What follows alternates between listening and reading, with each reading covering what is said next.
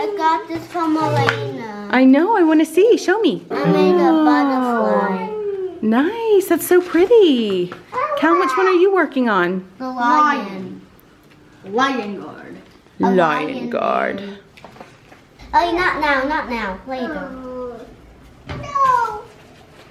All right, pre-bed activity. The kids are getting tired though, so probably need to cut the vlog and get everyone to bed.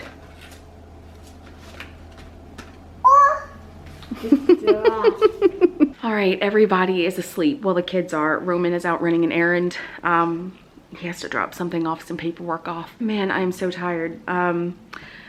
Gosh, it seems like the past few days we've had quite warm weather, but I feel like this last month I've just been super tired, and it's so difficult because it makes things like riding my bike to go pick up Linnea and Callum like in the heat. It's just, and maybe that's part of it. Maybe the heat is just kind of zapping more energy. I'm using more energy than I have in recent months. I don't know.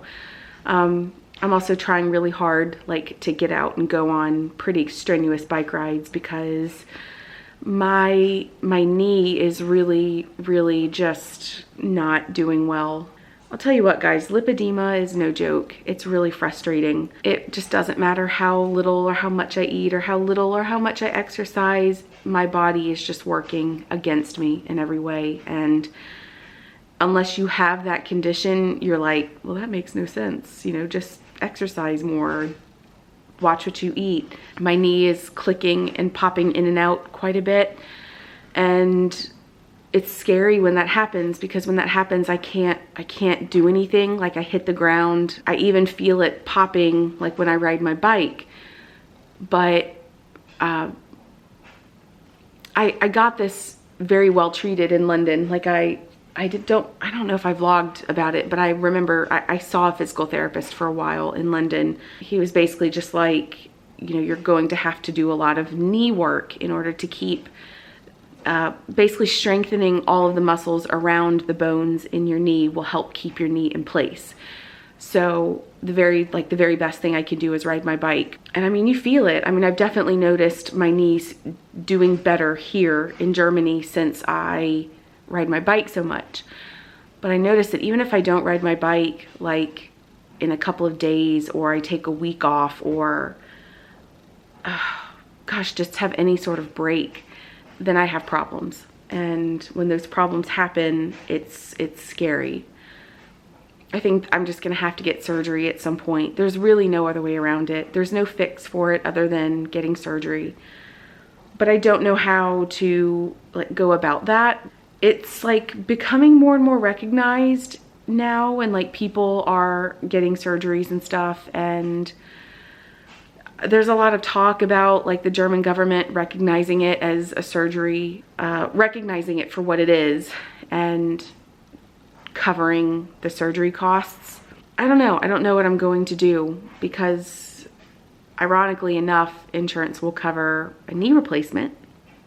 They'll even cover two, but they won't cover the surgeries that are required to prevent the knee replacement from happening.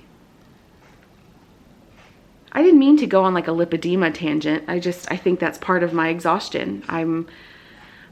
Everyone else is walking around in t-shirts and shorts, and I'm wearing a sweater. Sometimes I sit and I dream. Like I just sit here and I'm like in a dream world about what that day would be like, to just no longer live in a body where I feel so much pain. It feels like a really heavy, painful fat suit.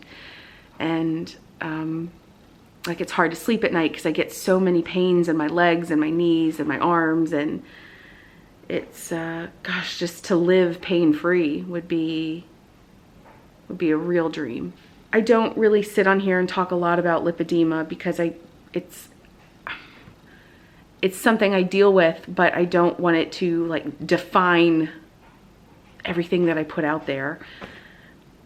I don't want it to define me. I just sometimes get so angry.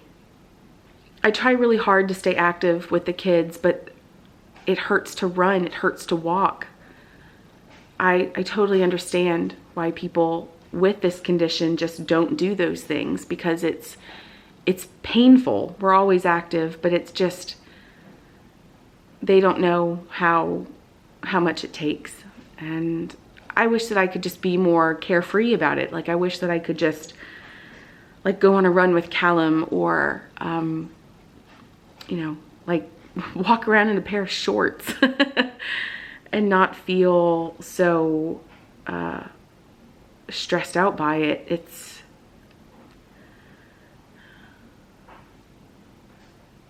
yeah. We're doing something different today. We're actually, instead of riding bikes to Kita, I'm speed walking, and Linnea is riding her bike. Oh, it's so blurry. Linnea, you can go ride to the bus stop and then stop, okay? Okay. Okay. Oh, it's so blurry. Yeah, she's going to the bus stop and then she's gonna stop. So I'll explain everything in just a minute. All right, girlie, your next task is you tell me when we're allowed to cross the street. Okay. Okay?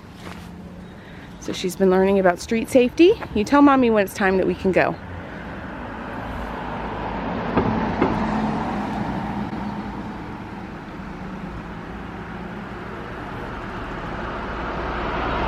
Big job.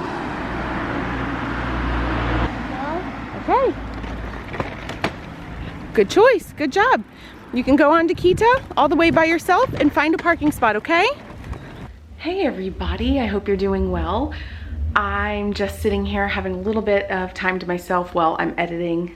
So I am working and doing stuff. Elliot and I took Linnea to kindergarten today. We walked her to school, which was different than what we normally do. Linnea, when she rides her bike with me or with Roman, she's very good about listening and following instructions, and she's really good about staying with us. When she starts school in the fall, she will be getting more responsibilities and more freedoms, and she'll be riding her bike alone to certain places, which is normal here. This is normal, a normal part of German life. So I feel like it's my job as her mom to prepare her for that, to prepare her for those situations and kind of like encourage her to figure out where to go. So a part of that is, of course, like having her ride the bike with me, and she'll like lead the way. So she'll lead us home, which is good. So we'll be at like a number of different places, and I will at some point be like, okay, Linnea, can you find your way home? So what we did today was, because she was on her bike, I said, okay, Linnea, you go to this place and I'll meet you there. Like, she wasn't crossing busy streets and all that by herself. She was, you know, she was with me for those parts. But like I would say, for smaller streets, you may cross the street when you're allowed to, or, you know, you can cross the street when it's safe. And she would do that. Anyways, it was just a little bit of like bike training for her, and just getting her used to having to make decisions for herself when it comes to riding her bike and keeping herself safe.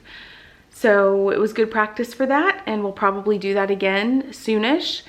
And yeah, it was good. I think Elliot's awake now. He was taking a nap. That wasn't nearly long enough. Yeah. Let's go get the boy. Ellie, hi. Hi. Do you want me to hold you? Oh, sweet baby. Oh, my big boy. Oh. How are you? Good. Good morning.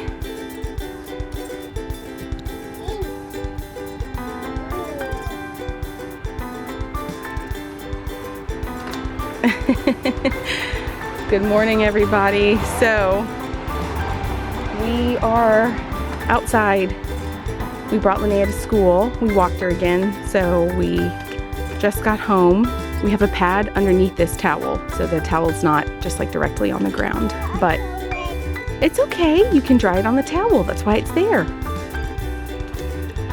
Just a beautiful day. It's hot today. It's really hot. So we're taking advantage of a shady garden this morning.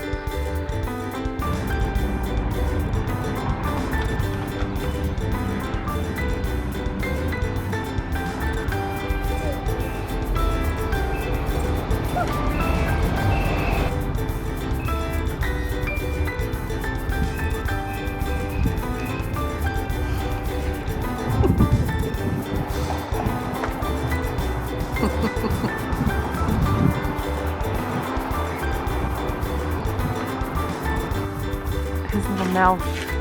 He makes a little expression with his mouth. His little pursed lips.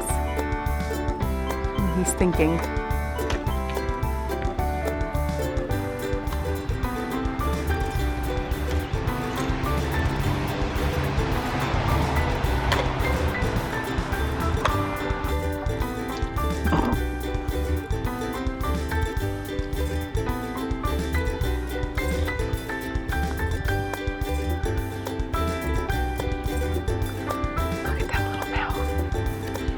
His thinking face.